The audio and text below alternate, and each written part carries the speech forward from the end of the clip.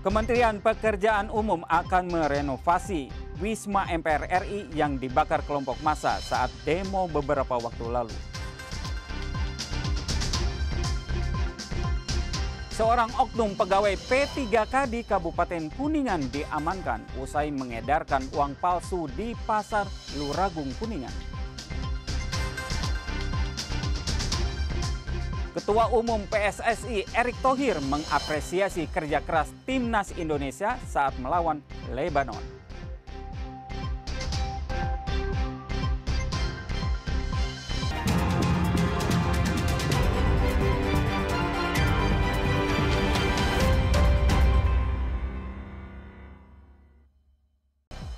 Selain ketiga informasi utama tadi, kami masih memiliki informasi menarik lainnya. Saya Hendar Nun akan menemani Anda dengan berita independen terpercaya. Kita simak Kompas Jabar selengkapnya.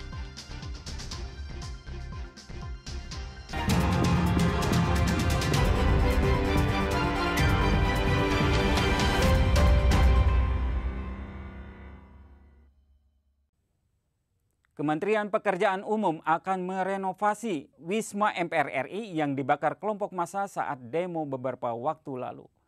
Perkiraan biaya renovasi diperkirakan mencapai 12,9 miliar rupiah.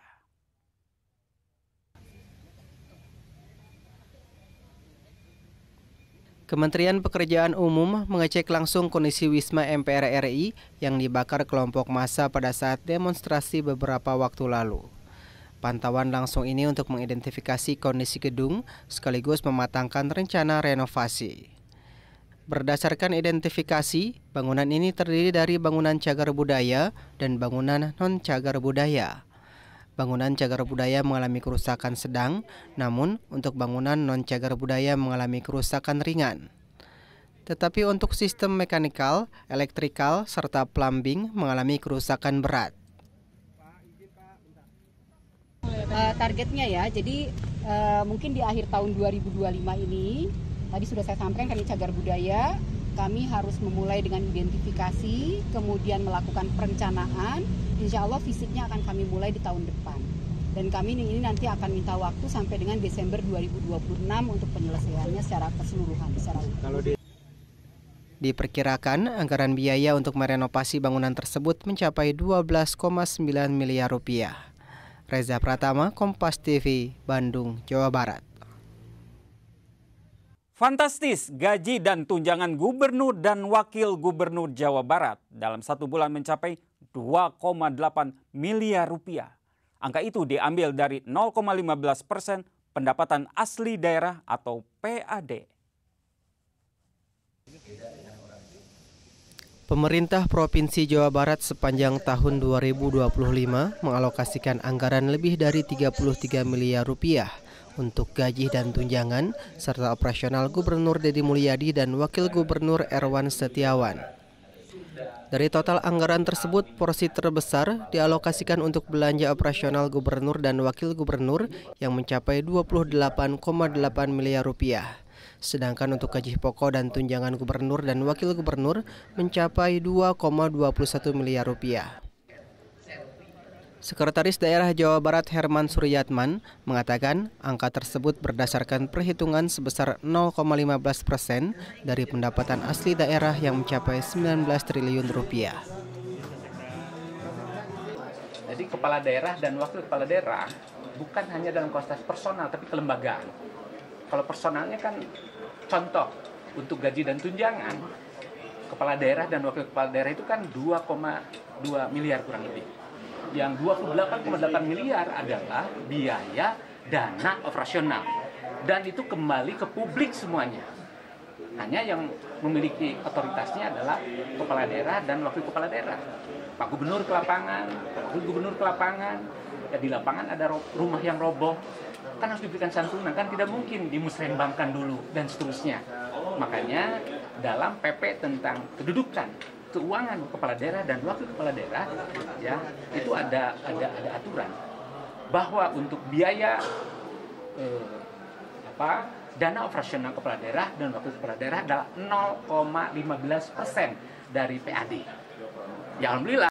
Sebelumnya beredar penghasilan gaji dan tunjangan Gubernur Jawa Barat dan wakilnya. Hal tersebut menjadi sorotan di media sosial. Sudandar, Kompas TV, Bandung, Jawa Barat.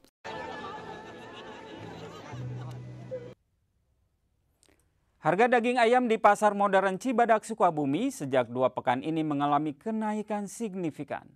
Harga jual naik Rp4.000 menjadi Rp38.000 hingga Rp40.000 per kilogram. Diduga kenaikan ini adalah dampak dari kosongnya pasokan.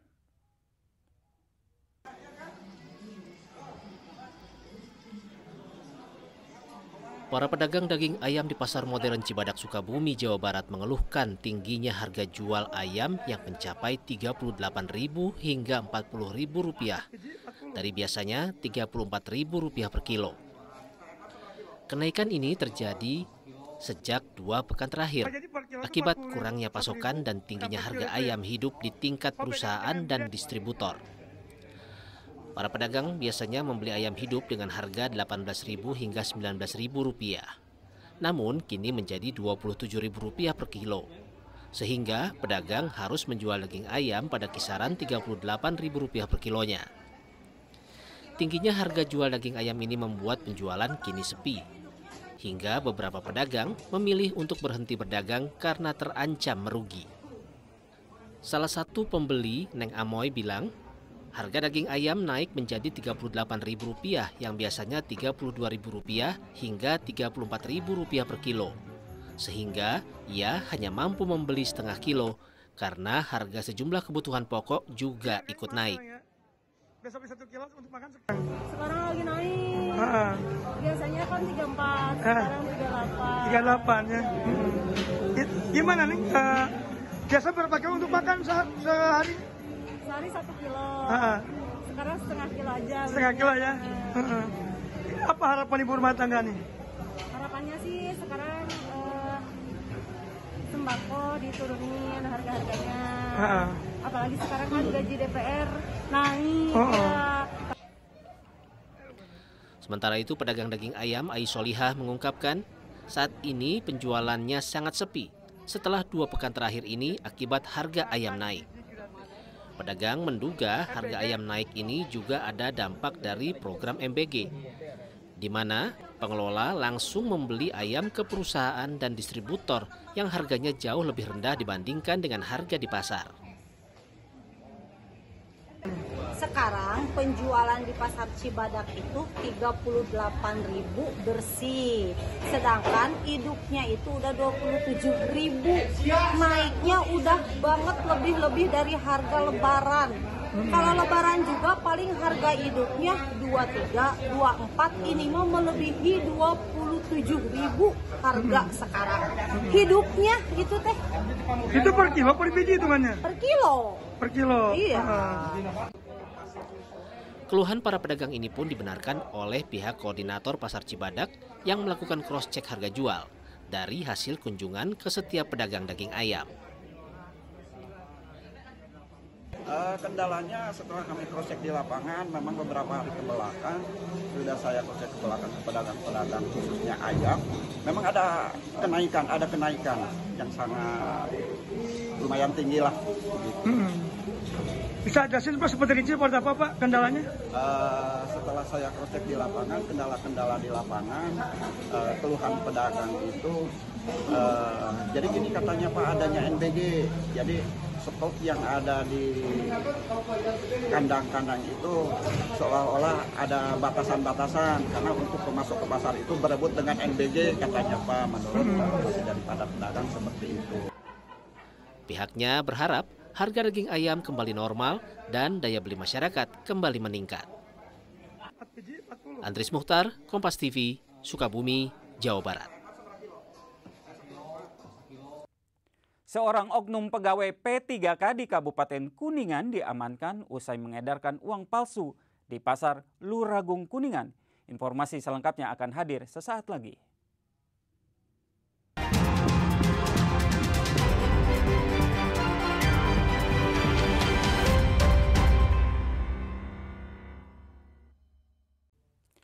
Seorang oknum pegawai P3K di Kabupaten Kuningan diamankan usai mengedarkan uang palsu di Pasar Luragung Kuningan. Pria berinisial RM berusia 26 tahun ini menggunakan uang palsu yang dicampur uang asli untuk membeli rokok.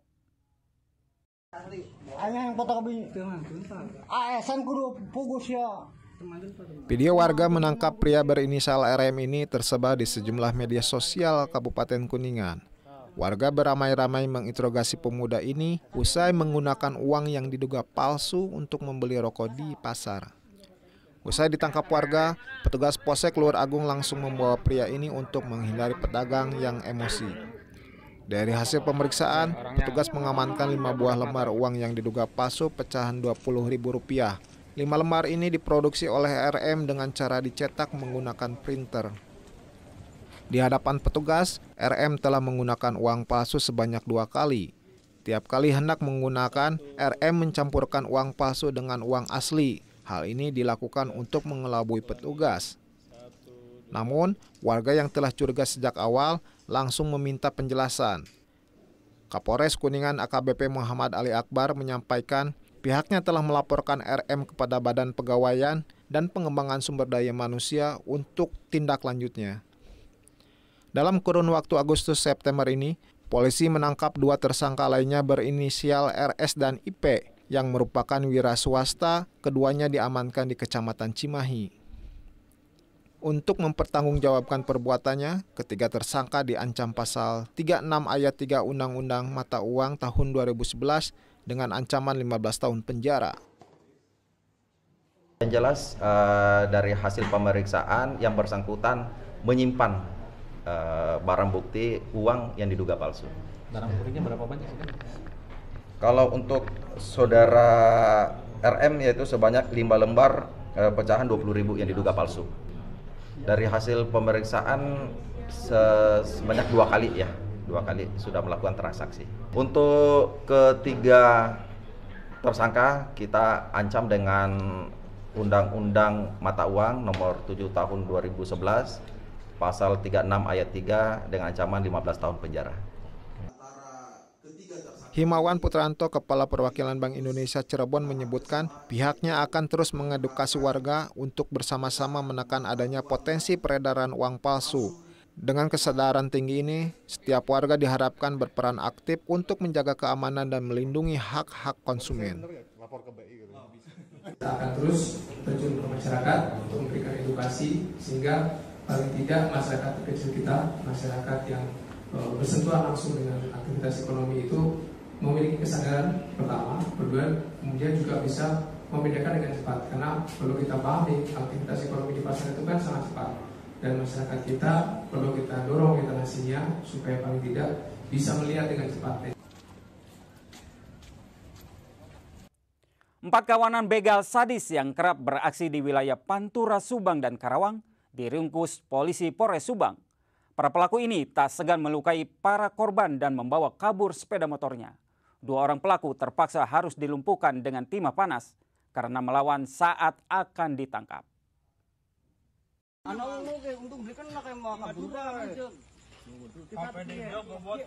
Yusuf Jauhar Putra mengalami luka serius di bagian wajah setelah menjadi korban pembegalan saat melintas di Jalan Raya Ciasem Belanakan, Dusun Keboncau, Desa Ciasem Baru, Kecamatan Ciasem, Pantura, Subang. Selain mengalami luka, sepeda motor yang ditunggangi korban juga raib dibawa kabur kawanan begal. Peristiwa itu terjadi pada Sabtu 6 September 2025 di sekitar pukul 3 dini hari. Polisi yang menerima laporan kemudian melakukan penyelidikan dan pengejaran terhadap kawanan begal sadis. Hasilnya 4 pelaku berhasil dibekuk polisi di 2 lokasi persembunyian yang berbeda. 2 pelaku ditangkap di Cempaka Putih, Jakarta Pusat, dan 2 lagi ditangkap di Karawang, Jawa Barat. Dari keempat pelaku, 2 diantaranya harus dilumpuhkan dengan timah panas karena melawan saat akan ditangkap. Dalam pemeriksaan, terungkap kawanan ini telah beraksi di lebih dari 20 TKP. Mereka juga tak segan melukai korban saat akan merampas paksa motornya. Dari penangkapan itu, polisi menyita 6 unit sepeda motor hasil kejahatan, 1 unit ponsel milik korban, serta 3 senjata tajam jenis celurit. Dari hasil pemeriksaan mendalam, kami juga menemukan fakta-fakta yang sangat mengerikan, ya, bahwa salah satu tersangka mengakui selalu memiliki hasrat ingin melakukan pembacokan atau melukai orang lain setiap yang bersangkutan setelah melakukan atau menelan atau meminum minuman keras. Dan hasil keterangan pelaku atas nama MR dalam satu malam, yaitu pada hari kejadian Sabtu 6 September 2025, keempat pelaku telah melakukan aksi begal atau jambret sebanyak 5 kali.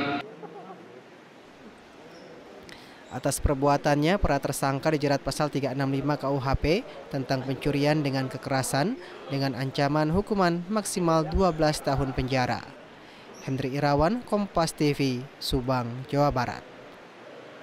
Sulitnya mendapatkan pekerjaan formal, seorang pemuda memilih untuk bekerja di sektor informal.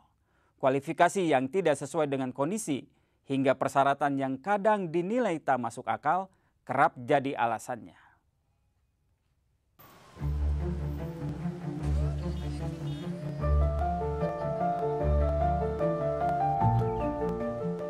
Pemuda berusia 25 tahun asal Tasikmalaya ini setiap harinya ia membuka gerobak mie kocok yang berlokasi di Pasar Kosambi, Kota Bandung. Ali bukan pemilik usaha, melainkan pegawai yang diupah per harinya untuk menjaga dan membantu pemilik menjual mie kocok. Bukannya tak pernah, Ali yang merupakan lulusan SMA ini mengaku berkali-kali mencoba melamar kerja. Sempat diterima di pabrik sebagai pegawai, namun tak berselang lama, gelombang PHK harus menyeretnya akibat strategi efisiensi perusahaan. Namun selanjutnya kualifikasi yang tak ia miliki hingga persyaratan yang menurut Ali tak masuk akal, bahkan kewajiban membayar dan memiliki orang dalam, membuat Ali akhirnya menyerah dan memutuskan bekerja sebagai penjaga gerobak mie kocok di Bandung. Kayak ada admin lah, kan kita nyari kerja buat cari uang, masa cari uang pakai uang gitu kan, nggak ngotak gitu. Ya. Selain itu, selain ada admin, ada lagi nggak yang bikin kendala untuk apply kerjaan? Penampilan menarik lah, apalah, kan nggak tahu kan, skill harusnya kerjaan makan kan, bukan penampilan. Jadi sering nggak lolos karena alasan yang nggak tahu gitu kan? Iya, karena alasan yang nggak tahu, kalah sama yang lain karena ada orang dalam apa gitu. Mendapat upah bersih Rp50.000 per hari tentunya bukan jumlah yang bisa membuat Ali leluasa memenuhi kebutuhannya sehari-hari. Meski begitu, Ali mengaku sudah pasrah untuk bisa mendapat pekerjaan yang layak di usianya yang masih 25 tahun ini. Tim Liputan Kompas TV, Bandung, Jawa Barat.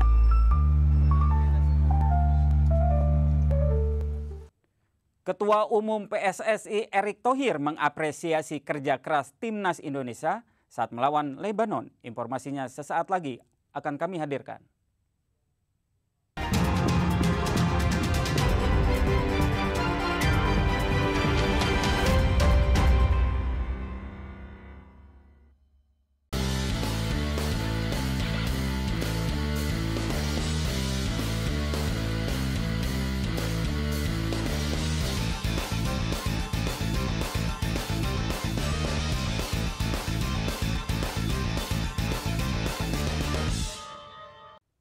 Ketua Umum PSSI Erick Thohir mengapresiasi kerja keras Timnas Indonesia saat melawan Lebanon. Hasil laga FIFA Matchday ini menjadi modal yang bagus bagi Jay Ijes dan kawan-kawan sebelum mengarungi babak 4 kualifikasi Piala Dunia 2026 Oktober nanti. Meski hanya bisa meraih hasil imbang tanpa gol dengan Lebanon di laga FIFA Matchday di Stadion Gelora Bung Tomo, Surabaya, Senin malam, Ketua Umum PSSI Erick Thohir mengapresiasi perjuangan pemain di lapangan. Bagi Erick Thohir, 2 laga FIFA Matchday semakin mematangkan sistem dan formasi permainan baru Timnas Indonesia. Khusus laga melawan Lebanon bisa menjadi pengalaman Jay Ijes dan kawan-kawan saat menghadapi tim dari Timur Tengah. Erick Thohir bilang masih ada pekerjaan rumah yang harus diselesaikan pelatih Patrick Kluivert, yaitu masalah penyelesaian akhir. Tentu pada pertandingan hari ini saya rasa formasi yang sudah dimainkan tim, baik kemarin melawan Taipei dan Lebanon, sudah mulai konsisten bentuk formasinya. Dan untuk khususnya hari ini saya rasa pengalaman bagus. Para pemain harus belajar bertanding dengan karakter Timur Tengah yang seperti kita sudah selalu lihat sebelum-sebelumnya. Kita main di Bahrain seperti apa, main di Saudi seperti apa. Jadi ini pemain-pemain terutama yang baru bergabung, mudah-mudahan mereka punya pemikiran, perasaan yang sama, jangan sampai terpancing dengan tentu gaya permainan mereka. Saya rasa tentu kita masih ada waktu ya untuk meningkatkan tadi finishing touch ya, kembali beberapa kesempatan tadi ada, cuman finishingnya belum. Mudah-mudahan nanti mereka bisa diskusi dan memperdalam strategi. Timnas Indonesia masih memiliki waktu hingga Oktober nanti untuk mempersiapkan tim terbaiknya sebelum berlaga di babak kualifikasi Piala Dunia 2026 putaran keempat. Mahendra Triginanjar, Kompas TV, Surabaya, Jawa Timur. Pengurus Besar Perkumpulan Angkat Besi seluruh Indonesia akan mengirim 12 lifter nasional pada SEA Games 2025 di Thailand. 6 lifter putra dan 6 lifter putri dipersiapkan untuk tampil maksimal pada Pesta Olahraga Asia Tenggara.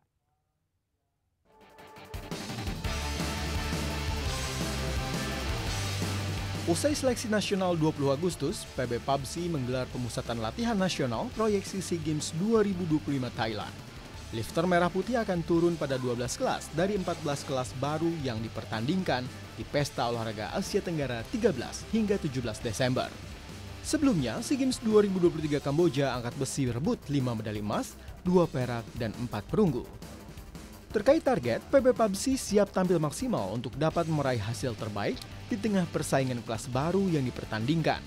Sport intelligence harus jalan terus ya, di mana kita terus pantau yang senior ini baru ada besok di kejuaraan dunia di Norwegia. Jadi kita terus memantau dan memeta kekuatan, terutama untuk SEA Games ini kekuatan negara-negara ASEAN agar dapat baiklah. Mungkin menaikkan angkatan, soalnya kan ada perbedaan tahun kemarin sama sekarang, yaitu beda kelas. Karena kan sekarang kelasnya kelas baru, jadi mungkin persaingannya lebih berat lah. Karena ditargetin juga ya, insya Allah bakalan berusaha sekeras mungkin buat SEA Games kali ini. Sebelum turun di SEA Games Thailand, PABSI akan mengirimkan 5 lifter putra dan 5 lifter putri ke Norwegia 28 September. Mereka akan turun di kejuaraan dunia IWF 2 hingga 11 Oktober. Rininta Niken, Gahniar Febrian, Kompas TV, Jakarta.